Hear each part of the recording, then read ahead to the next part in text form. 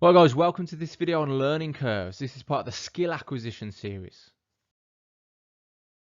So in this lesson we're going to look at a couple of things. We're going to find out what is a learning curve, and when we've done that we're going to talk about something called a learning plateau. What is a learning plateau and how can we overcome those learning plateaus in our coaching and in our training?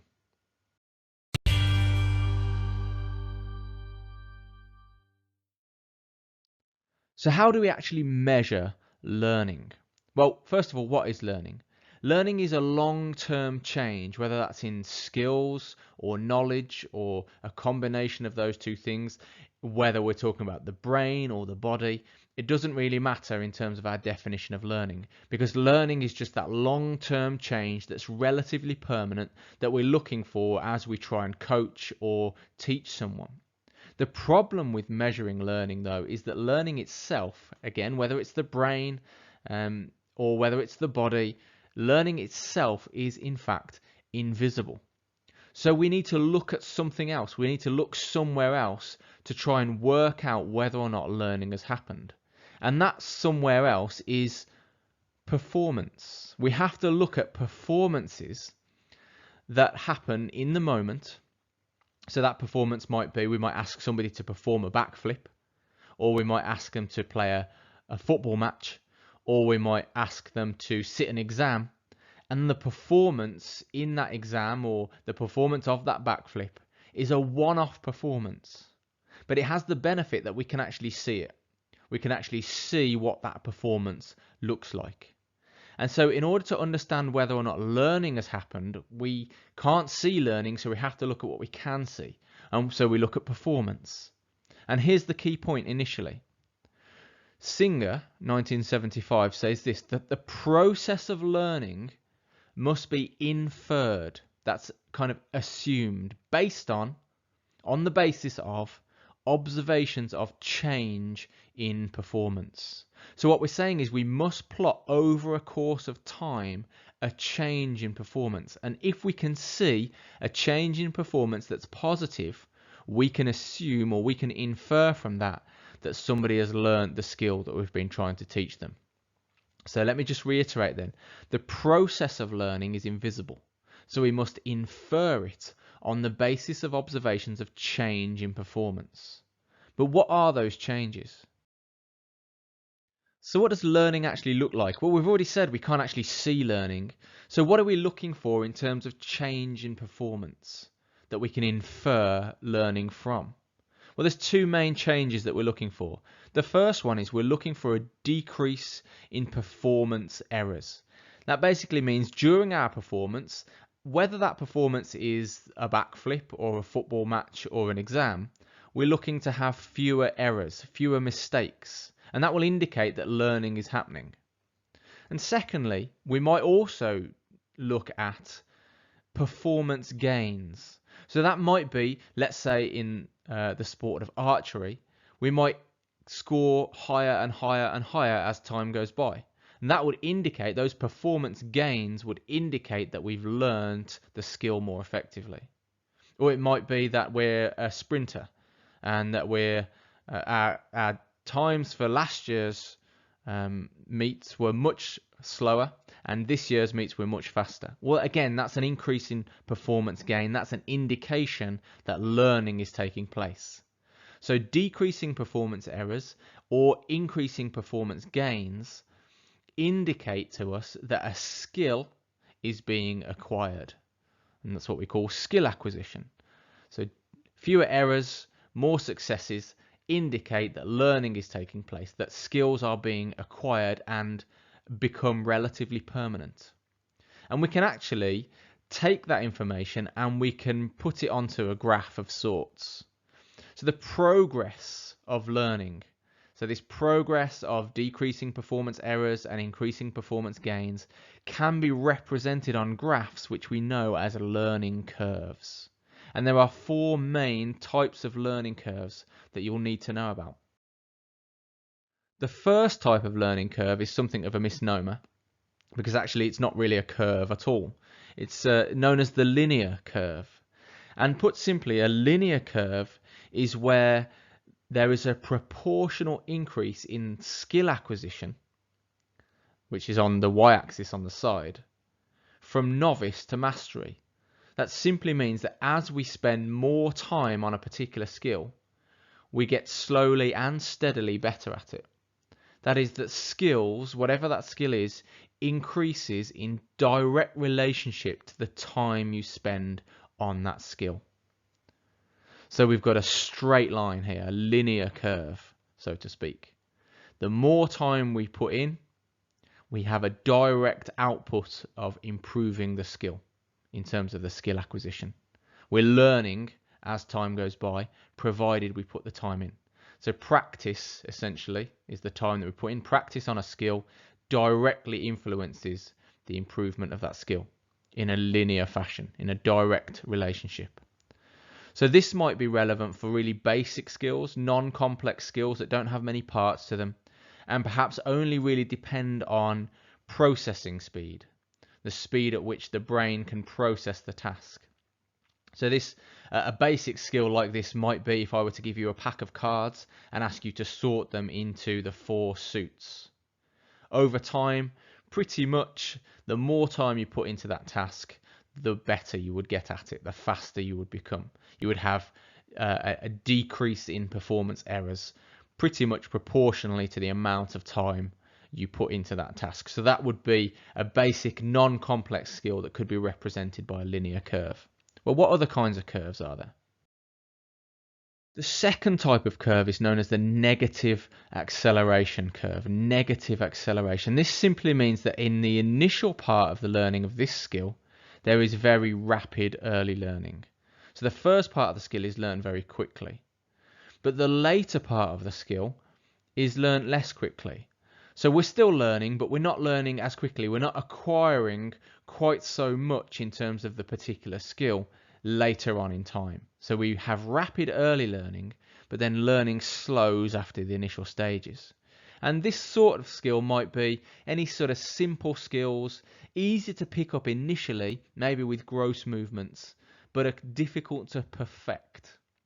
So simple skills with gross movements that are hard to perfect. That might include movements like sprinting, or for sports like sprinting or rowing, where early gains might be quite significant. You might get quite good quite quickly, but to be absolutely excellent, to be an expert, takes significant additional effort and additional time. So that's a negative acceleration curve. We accelerate quickly initially, and then we slow down. We still continue to learn, but we don't learn at quite the same pace as we were initially. Therefore, negative acceleration. The next type of curve is a positive acceleration curve, and you can probably imagine where I'm going with this. So this sort of skill is a sort of skill that initially, the early learning is very slow. It takes a long time to pick up this particular skill. But once you've put the time and effort into picking up this particular skill, refinement tends to be a little bit quicker. So we get some rapid increase after the initial stages. So what kind of skill might this be? Well, this would be the sort of complex skills that require you to put together multiple coordinated movements, where it's a complex skill with lots of parts. There might be footwork, and you might be using your arms as well, and all sorts of different skills going, or complexity within the skill going on, that takes a while to get all the pieces and put them together. And so a good example of this might be, for example, a tennis serve. There are lots of different components to a tennis serve, and it takes a good while to get to the stage where your tennis serve is competent. So it might be very slow in terms of early learning, but then eventually, once you've got a certain degree of competence, a certain degree of mastery of how to perform a tennis serve, then the tweaks and the improvements that you can add on later on will see you make significant jumps in terms of the skill and the quality of the skill of the tennis serve. So that would be represented by a positive acceleration curve.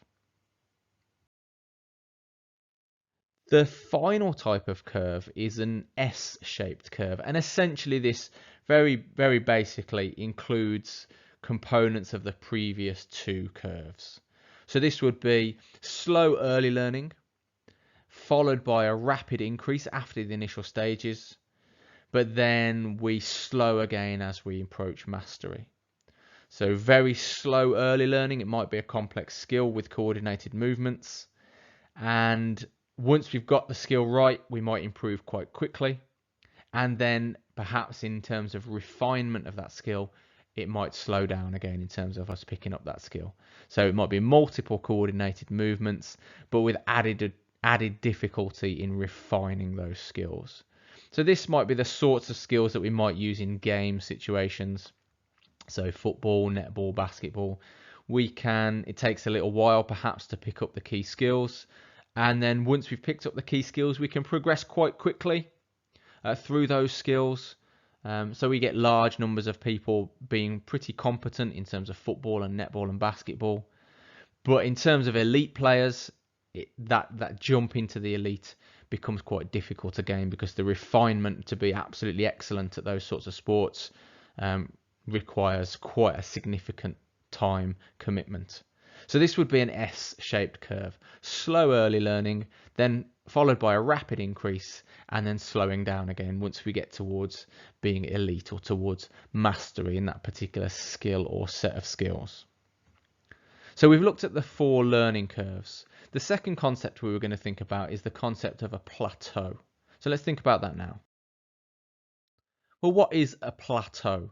Well, you may know from if you've ever studied French that the word plateau is used to mean a flat part of a mountain, or in fact it's sometimes used to mean a tray that you put drinks on. A plateau is just a flat level section. And so you can see from looking at the skill acquisition graph, the learning curve that we've got on the screen now, that this skill that's been acquired has in the middle of it, halfway through, a section where there's not much improvement happening. So a plateau is essentially a period of time where there's little or no progress in a skill. And that's represented on this particular graph by this section here, where there isn't much improvement in terms of the skill acquired. But time is passing, there's more practice going on during that time, more training going on, more coaching going on, but the skill isn't, apparently at least, the skill isn't improving. That's what we call hitting a plateau. And it may be short or it may be long in terms of time, and it's dependent on all sorts of different factors that go in to determine how long or how short that plateau will be, or whether it exists in the first place. And plateaus can be very frustrating for athletes, because it seems like you're not getting anywhere. It seems like you're putting lots of effort in, putting in lots of time and practice, but the skill, the quality of the skill isn't improving. Those performance errors aren't coming down, or those performance gains aren't coming up, and you may get frustrated and so on. So it's worth knowing what the factors are that might cause a plateau, so that then you can get your head around how you might overcome that plateau. So what are the key causes? What are the factors underlying the reason that we might hit a plateau? The reason why we might have a period of time where we have little or no progress in a skill? Well, there are several causes of plateaus. The first one might be psychological causes. So this might include things like anxiety. You might be lacking in motivation to continue with this particular skill. And obviously, as the longer a plateau goes on, the more that potentially may affect you. It might be boredom.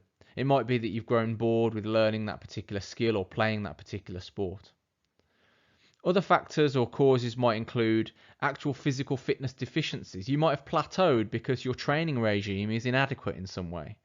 Maybe you've got injured, for example, and so you can't actually train, or your training is limited in some ways. You're working around an injury. So perhaps you have poor physical fitness. Maybe you've been away for a while, and so the skill hasn't improved because you haven't been able to put in the kind of practice, the kind of deliberate practice that's required. Or maybe even sadly, it might be that you've reached the limits of your particular physical ability by the point that you've got to. And maybe that plateau is the limit of your success in that particular skill. Other causes might include changes in technique. So sometimes you would you would hear about athletes changing their technique, golfers, for example, changing their putting technique or something like that. And it takes a while for the new technique to become second nature, to bed in again. So if you're relearning a skill with a refined technique, so maybe you're changing your grip on something, you're changing your footwork in your tennis serve, you're changing the follow through and the angle of the follow, and so on.